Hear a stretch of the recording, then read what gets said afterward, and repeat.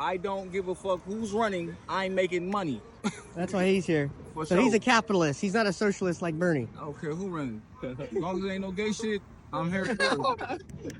I'm here for it. Hey, let's go. I was alone in this. My concerns.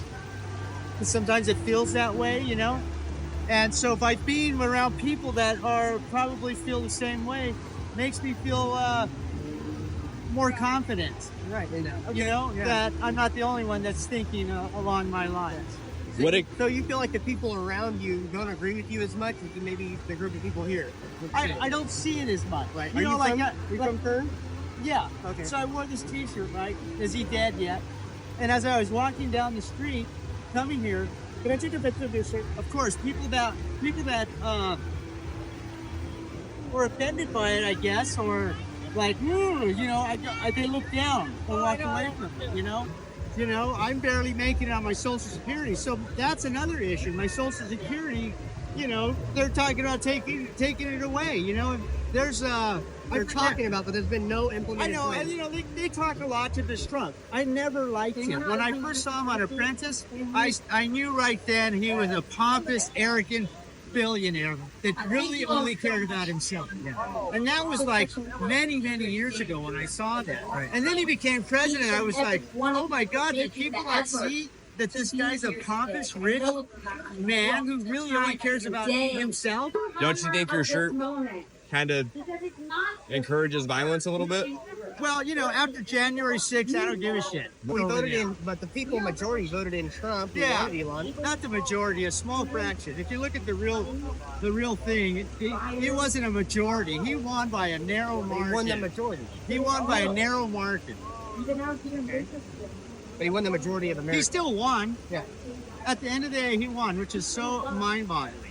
Did you have any problems with some of the lockdowns and shutdowns of business and even businesses now going out of business? Do you have any problem with that? No, I loved it. It was loved probably it? the best time of my life, Right, dude. did you- and so I'm guessing I had to work. I had a vacation. Right, and I'm guessing you liked Dr. Fauci too, right? Even though he wasn't elected, he was appointed. Right, he's one of those guys that, you know, I kind of feel like he took care of us. The AOC's trying to keep us together. AOC says that the number one threat to our democracy and our nation is the white racist, white supremacist male. Do you believe that? I think there's an issue with that. You think it's a number one issue in our nation?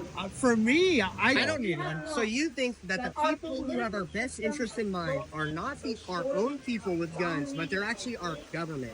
And the number one threat to our nation is white supremacists? You believe that? Well, look, I'll agree with you one thing. Trump is definitely not doing his job of deporting near enough people. I'll tell you that. I'm really Obama disappointed. deported more. You're right. I'm very disappointed in him. And I asked him, hey, are there any white boys out there picking grapes with you? He laughed and said, no, they don't want to work out here. You mentioned that the people with money are against us, right? And that, you know, you don't... Hold on. What? Say that again. You mentioned that both Republicans and Democrats, the people who are in power, are against us, right? The 1%.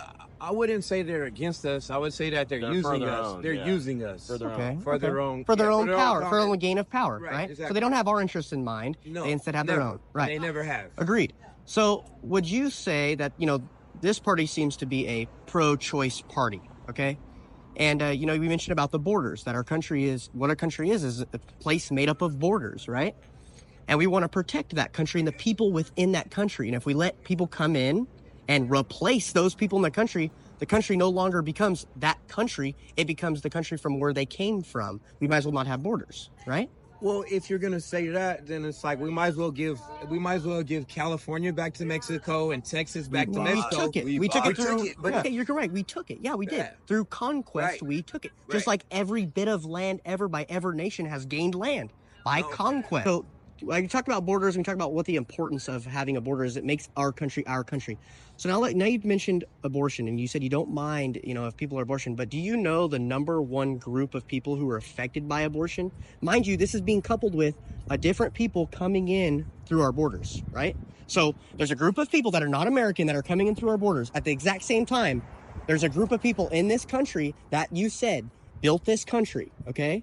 That your grandpas, your uncles, you guys built this country, and you guys went to war and died in World War II and in Vietnam, okay? And World War I. And now they're sending in new people coming into the southern border, and you guys are the #1 victims of abortion, something that they push as What do you mean victim of abortion? How do I become a victim of abortion? Because your females within your race get abortion more than anybody else. That's their choice.